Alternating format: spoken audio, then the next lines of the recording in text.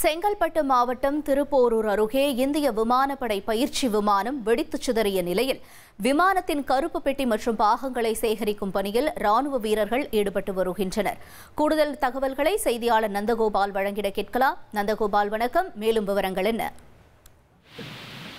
வணக்கம். அதாவது செங்கல்பட்டு மாவட்டம் இந்த திருப்பூர் பகுதியிலே நேற்று மதியம் அளவில் பயிற்சி விமானம் ஒன்று இந்த பகுதி வரும்பொழுது அந்த விமானமானது இயந்திர கோளாறு என்று சொல்லப்படுகிறது. அதன் மூலம் அந்த விமானம் வெடித்து சிதறியுள்ளது. இது தனியார் நிறுவனத்துக்குள்ளே ஒரு சேற்று பகுதியில் அந்த விமானம் சொருகி சுமார் ஒரு 10 அடிக்கு ஆழத்துக்கு மேலே உள்ளே போனதாக சொல்லப்படுகிறது.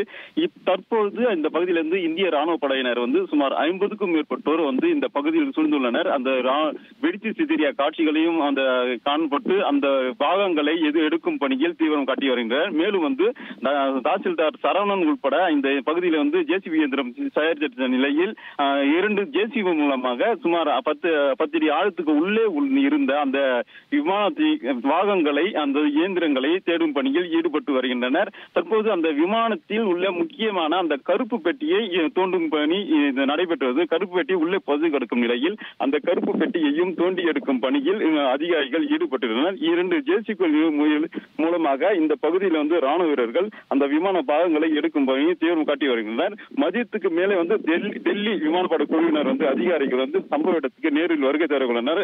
அதன் பிறகு இந்த விமானம் எதன் மூலமாக விபத்து ஏற்பட்டது, இந்த விபத்துக்கு ஏற்படுறதுக்கான காரணம் என்ன, இந்த குற்றம் இன்று அல்லது நாளைக்குள்ளே அதனுடைய அறிக்கையை வெளியிடுவதாக தகவல் வெளியாகியுள்ளது. தகவல்களுக்கு நன்றி நந்தகோபால்.